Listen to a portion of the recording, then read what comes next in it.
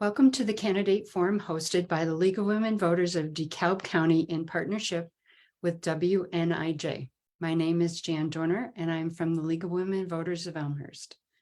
The League of Women Voters is a nonpartisan organization that neither supports nor opposes candidates or parties for any office. The League's purpose is to promote political responsibility through the informed and active participation of citizens in government. Providing this forum allows citizens to become better informed about the issues facing their community and to become better acquainted with the candidates running for office. We are happy to provide this service for the community. The League of Women Voters is not responsible for verifying the accuracy of the statements that candidates make in this forum. Questions from the League and community members have been collected before this forum and were screened for duplication, clarity, and appropriateness to the office being discussed. The candidates have not been provided the questions before this forum. The candidates agreed in the ground rules that no voice, image, or other duplication of the forum may be used by any candidate's representative or campaign in any campaign advertising. This forum is available on several different WNIJ platforms, including Facebook Live. I've been asked to announce that WNIJ reserves the right to mute comments from persons who do not follow the WNIJ social media policy. This forum is among the two candidates seeking the position of Illinois State Representative for District 76. By participating in this forum, all candidates have agreed to abide by the rules set forth prior to this forum. Each candidate will present a 1-minute introductory statement, the order set alphabetically by last name. Then questions will be asked, and each candidate will have up to 1 minute to respond in alternating order. Closing statements will be 1 minute as well.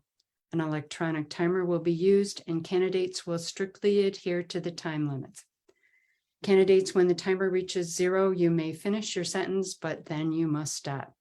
Our candidates tonight are Jason Haskell and Lance Yednack. Candidates, would you please turn on your microphone and your video? Great to see you. Thank you. So let's start with Jason Haskell. Your opening statement, you have 1 minute. Well, first of all, thank you to the League of Women Voters for inviting us out to have civil discourse. And, it's something that's lacking in our country to where, opposing figures can get together and have civil discourse about the issues at hand. My name is Jason Haskell. I'm a proud father of 3 amazing, caring kids, loyal, loving companion to the love of my life.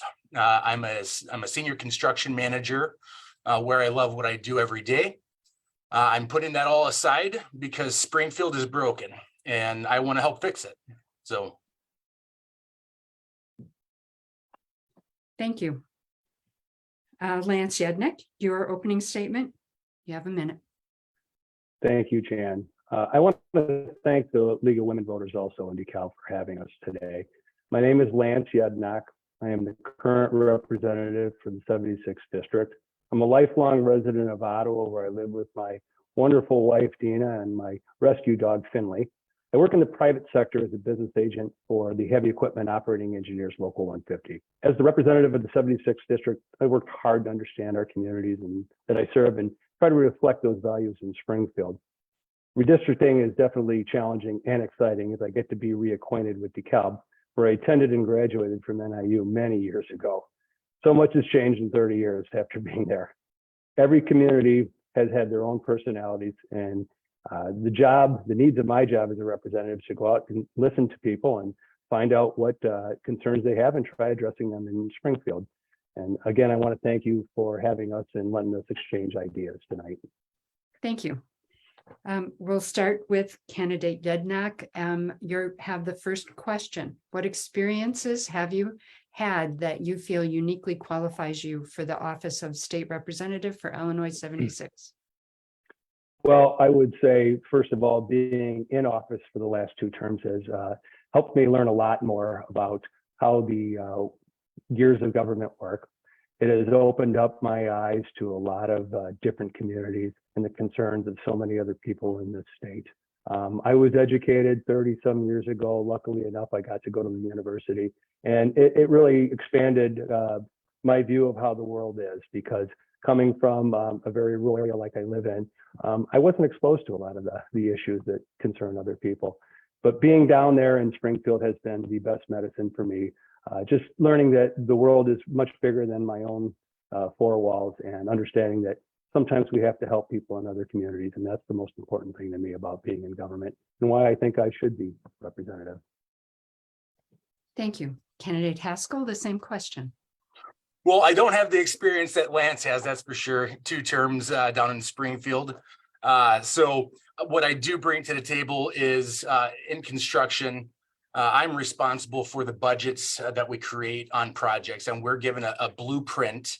Basically, an owner tells us, this is what we want, and this is how much we want to spend, which I would equate that to the governor setting the agenda and then leaving it to the legislator to get that agenda basically funded. With that being said, very good at what I do in construction with blueprints and estimating costs and creating budgets and sticking true to those budgets. And I think that experience alone will help get us on the right track fiscally for the state of Illinois. Thank you. Candidate Haskell, given the polarized climate and increasing threats that elected officials face, what experiences or issues compelled you to run for political office? You know, like I said in my opening statement, Springfield it's a mess right now. We've been doing the same thing over and over and over again for decades, and it's proven not to work.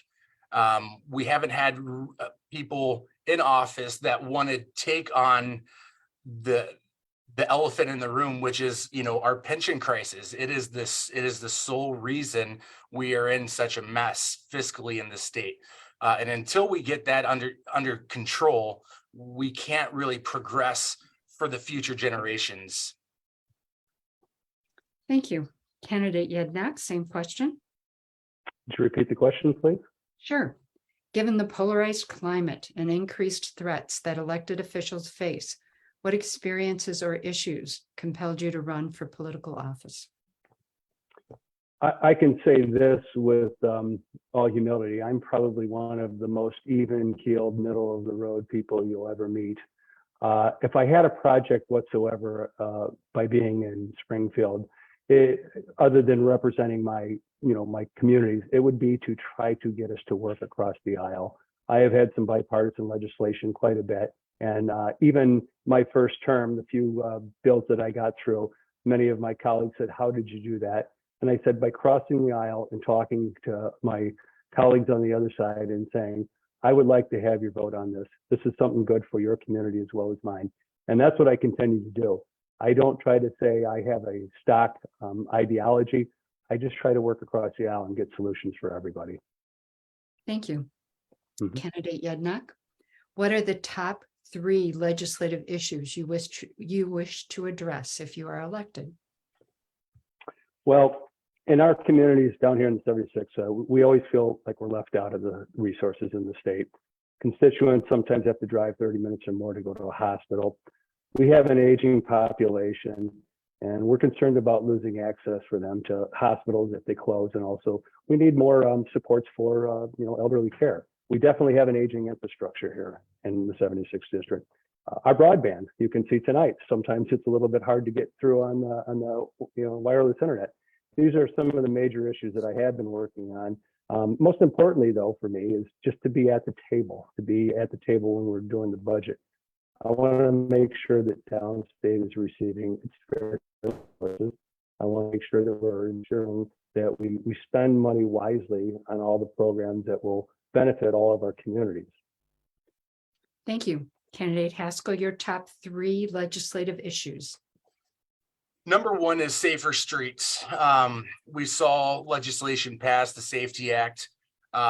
We need to get that repealed. So that's number 1 on the list. And that's not just myself. 100 out of the 102 state's attorneys in Illinois agree with that the Safety Act needs to be repealed. So safer streets, the war against our police officers needs to stop. The second item would be responsible spending. Lance had mentioned that. I completely agree with that. We need responsible spending. And then the last thing would be government transparency. We've seen the corruption in our politics, create such a distrust in our elected officials, and we really need to open up transparency as to how we do things down in Springfield. Thank you. Candidate Haskell, what will you do to reach out to other members of the legislature, both in and out of your party, to improve collaboration and reach solutions that are in the best interest of residents of Illinois 76? Well, I work with all types of personalities in the construction industry, and I work well with everybody. I don't see myself as a partisan Republican. I see myself as someone that would have no issues at least asking the other side if we could work together. And that's the problem that we have in Springfield. We've got a super majority imbalance of power, and people on my side of the aisle, we can't reach across the aisle because we don't have any numbers to be able to talk civilly on the items. So yeah, that's where. Yep. Thank you. Candidate Yednack? Well, I've been a proven leader in that. Most of my bills have been bipartisan. I spend a lot of time getting to know people on my side of the aisle and the people on the other side of the aisle and what concerns their districts. I've gotten some people to vote for many of my bills that a lot of people, if I'm not taking the time to explain to them how it may benefit their constituents as well as mine, they probably wouldn't vote for it. I would say that what we do have is too many people in the legislature that do only follow an ideology, and they will vote in lockstep. I think that my friends on the other side of the aisle many times only vote their party line, and they get all the benefits of people like me taking the part. This is a very 50-50 district. It swings back and forth, so it's so important that we go out, talk to our constituents, have an open mind about what's important to them, and vote accordingly. Thank you. Candidate Yednack, do you support or oppose legislation to create an independent redistricting advisory commission that could hold hearings, collect community input, and draw maps to recommend to lawmakers? Please explain your answer. I would support it. I still don't know that independent redistricting commissions, I don't think the proof that we've seen across the United States when they call them independent are really independent, because they're still made up of people that have their own background, their ideology, their experiences. I am certainly not against having an independent commission or some way that you can truly draw a fair map. I would love to see, a bill like that be explained to me, how that was going to really lead to maybe less polarization and more fairness in elections. I wouldn't oppose it. I just don't know that any state that calls itself an independent redistricting state has shown that it stops us to have, separate districts like we do. Thank you. Candidate Haskell? Yeah, absolutely. To me, it seems like a common sense approach to redistricting to get the partisan out of it. I mean, especially with the latest redistrict maps, that really doesn't do anything for constituents. When the elected officials have the opportunity to create their own districts based off of the voter turnout and the party turnout. I definitely agree that an independent commission should be put together. It would give a unbiased suggestion for legislators to at least start debate on, and that's what we need. We need great ideas for the legislator to actually debate items. So I do support it for sure. Thank you. Candidate Haskell, severe weather conditions, including drought, flooding, and tornadoes, have disrupted life in Illinois. Do you support climate change mitigations for Illinois? If so, what initiatives do you support? If not, please explain why not. I wouldn't say that we have, necessarily a climate issue. I'm not a scientist either, but I can observe, and I've seen that the seasons are still fall, winter, spring, summer. Yes, we've had some horrific tragedies and severe weather, but creating Illinois is not a business friendly state as it is right now, and putting in climate change initiatives.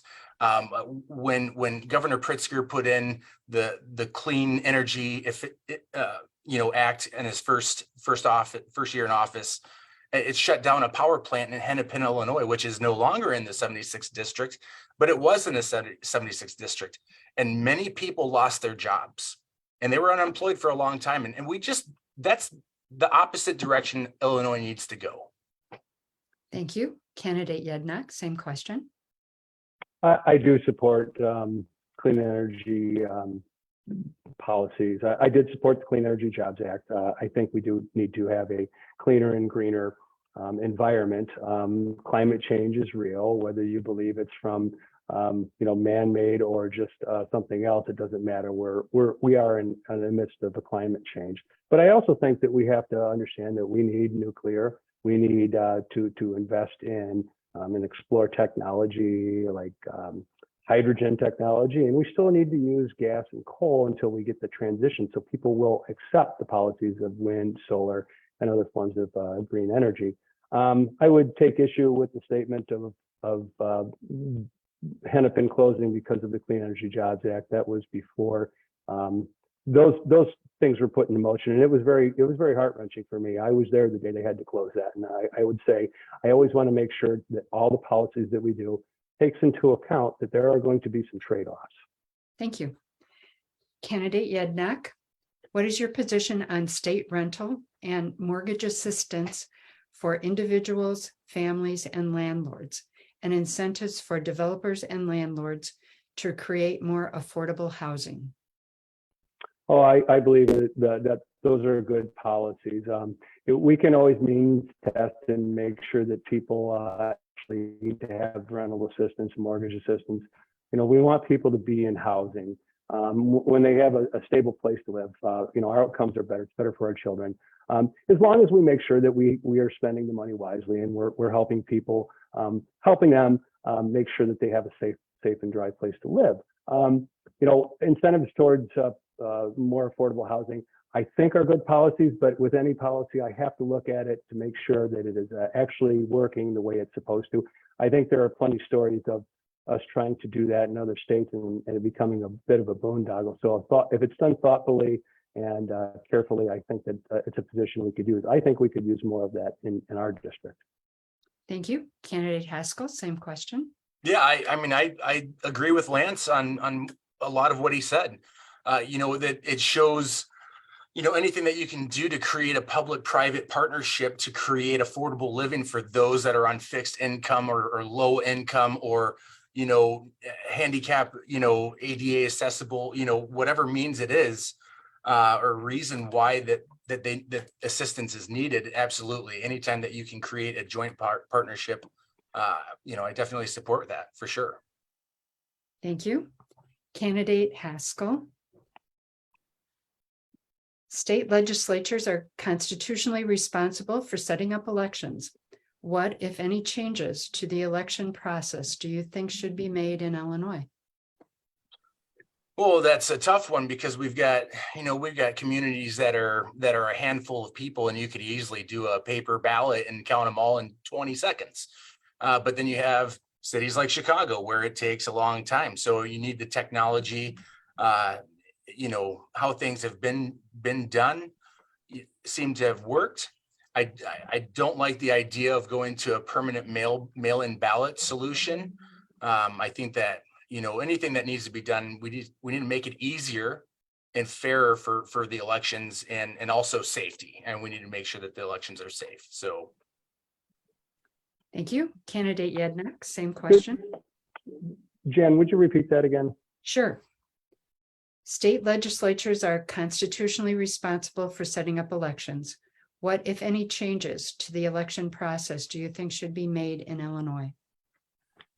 Well, we've done some good things in the last couple of years. I mean, What we did is we made it so you could do more early voting, that you could use drop boxes, and absentee voting is making it easier. Anything that we can do in order to have more people have access, to have more people actually exercise their right to vote, I think is just the way we should do it. We'd really know what policies are popular and work if we had the majority of the people that can actually vote. So any sort of access we can have to make it better. And we also have to be careful too. When we have county clerks or other people that are trying to do malfeasance in elections, they should be prosecuted. We have to make sure that our county clerks and our county systems have enough resources and help in order to have them run fairly and openly. But we certainly want to prosecute those that aren't following the law. Thank you. Candidate Yednack. The state's ongoing problem with funding the pension system, although improving, is one of the worst in the nation. What is your plan for fixing this decades-old problem?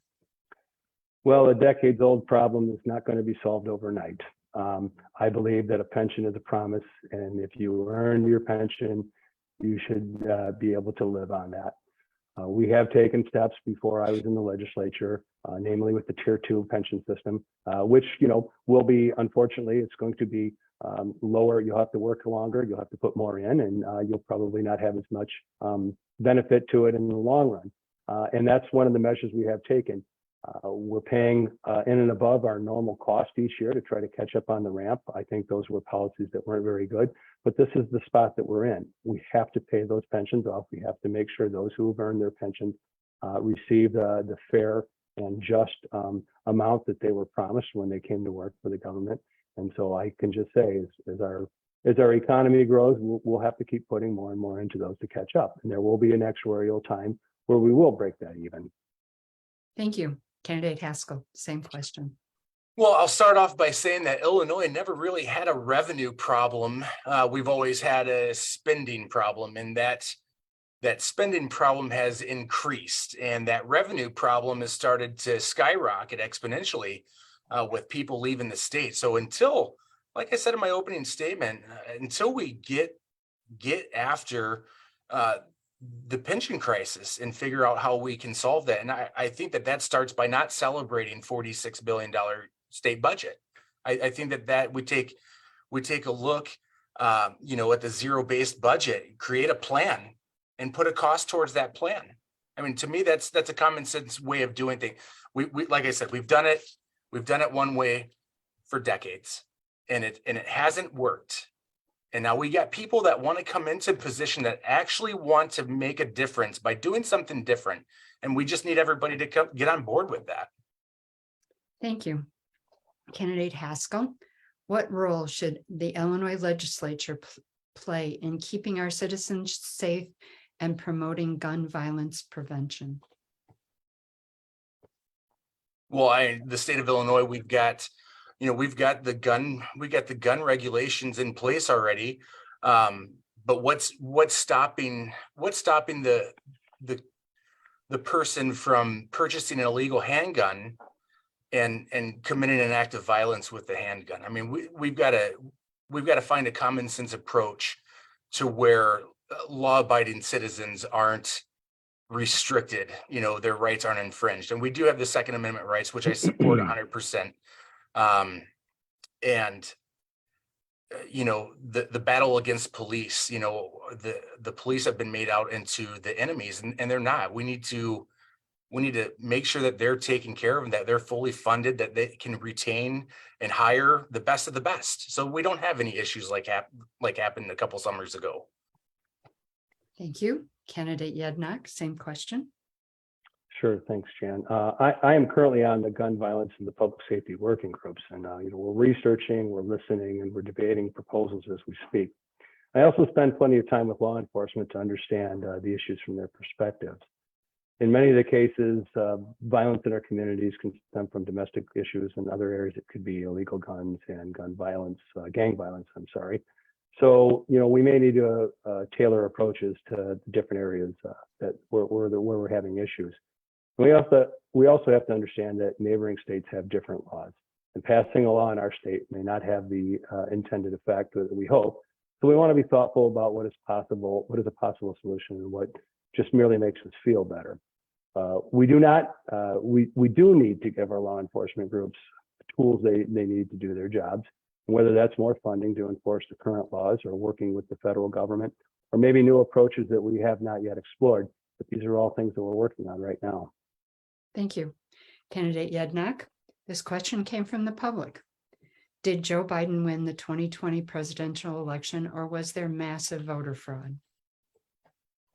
He won the election without a doubt. Thank you. Candidate Haskell, same question. Yes, Joe Biden won the 2020 presidential election. He is currently our commander in chief. Thank you. Candidate Haskell, what, if any, changes would you like to see the Illinois State Legislature make regarding reproductive health care and abortion? Well, I'm pro-life, but with the legislation that has been passed, and with the majority that the Democrats have in Springfield, that to me, there's nothing that could be done on my end. And that's why I want to focus on safer streets, responsible spending, and government transparency. Thank you. Candidate Yednack. Well, I would just say that individuals should have full bodily autonomy and make their own reproductive choices. Oh, full stop. Thank you. Candidate Yednack. The Workers' Rights Amendment on the November ballot in Illinois specifically guarantees workers the right to organize and bargain collectively and to negotiate wages and working conditions. Do you support this amendment? Why or why not? I do support the Workers' Rights Amendment, and part of it was the reason I ran in the first place, when we had a governor that shut down services, shut down the budget for 3 years almost, and put us on the brink of bankruptcy. That was the reason why I got involved. We know that through plenty of data and studies show that when you have the access to be in a union and your right to be in a union, you have better outcomes. And it's even bigger for people of color, minorities, women. So having the right to join and form a union is fundamental to me. Thank you. Candidate Haskell, same question. Yeah, absolutely. Everybody should have the right to collectively bargain for better wages and fringe benefits for their, from their employer, which is what the National Labor Relations Act of 1935 creates. It's a federal labor law that has jurisdiction over this matter at hand. I don't think we need Amendment 1 to be changed to our Constitution. I think that takes us down uncharted paths. There's a lot of unknowns, and I believe, Lance, you even agreed that there were some unknowns about it, about what could potentially happen. I mean, ultimately, I think that it gives a select few with a political agenda a lot of power. And I just, if the Chicago Tribune put a no endorsement on it, so that's pretty precedent. Thank you. Candidate Haskell, what steps should the legislature take to address the teacher shortage in Illinois? Oh, what can be done? I mean, it's a serious problem.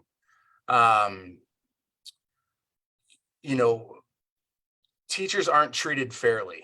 My parents were teachers. My mother, she's a retired public school teacher. She taught English and sponsored National Honor Society. My father was a calculus teacher before he became an administrator. So I saw what they dealt with every single day. The phone calls that they got at night from the angry parents that why isn't my kid passing? They're underappreciated, that's for sure. They need a lot more money. And maybe that sparks interest into the field of the teacher profession again. But how do we get more money when majority of the money that we spend goes to pension problems? Thank you. Candidate Yednack, same question. Sure. Well, we can certainly invest in more programs like they're trying in some of the other university areas, like the Education Career Pathways program and the Educator Rising programs. And so we can try to get to students earlier in their high school career and get them interested in education.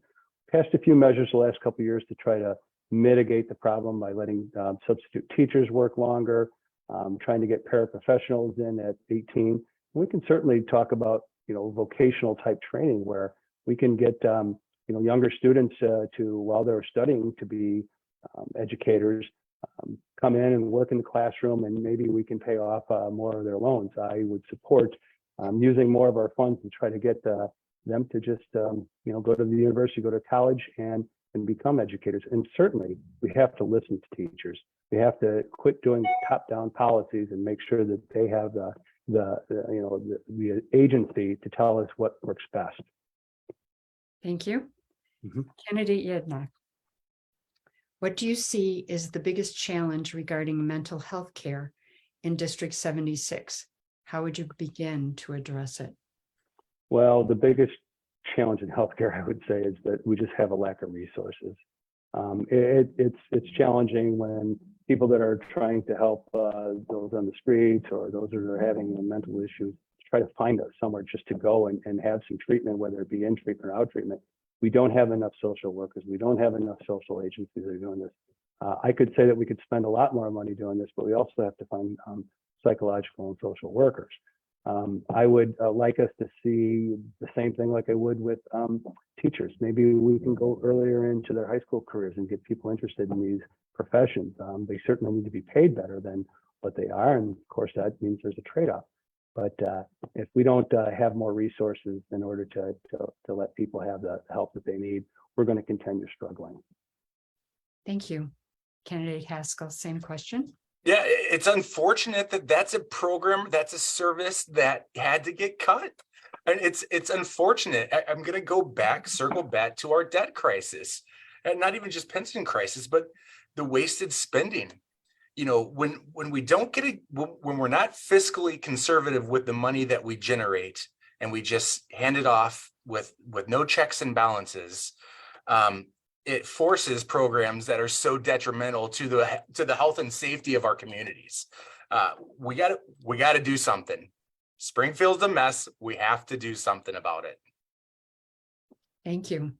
So before this forum started, I told you that I got a whole bunch of questions from the DeKalb League, and we've been through them all. That's 15 questions worth. So it's time to start for the closing statements. So Candidate Haskell, you have a minute. Well, again, everybody, thanks for having us, have this civil discourse. Lance, I want to give you a shout out. We've had a very clean campaign, and I hope we can keep that up. A lot of feedback that I'm getting is that people are really liking how things have been. And that just shows that we're not in it for politics or ourselves. We're in it to really make a difference. And I just ask that you get behind somebody that hasn't been in office for 2 terms, that needs to make drastic changes, that's willing to make drastic changes, willing to take on the tough fiscal changes that need to be made. Thank you. Lance Yednack, your closing statement. Sure. Sure. Thank you, Jen. Thank you for the kind words, Jason. There are many differences between our communities and as well as we candidates. But now it is up to you, the voters, to decide whether who will represent you with integrity, understanding, and who has the drive to actually learn and serve from our communities. If you want more information on me, I would ask you to go to my Facebook page, Lance Yednack for State Representative, where you can contact me personally. I want to certainly thank all the League of Women Voters and all those who attended to hear us out on this. I appreciate everybody's time. Thank you. Our time is up for this forum. Your participation as a candidate and as a voter is essential to preserving our freedom and our country. For more information, please visit the nonpartisan website, illinoisvoterguide.org, where the recording of this forum will be posted on each candidate's page. Please remember to vote on or before November 8th. We thank the candidates, the Voter Service Committee, and WNIJ for organizing this forum. Thank you all again. Thanks. Thank you.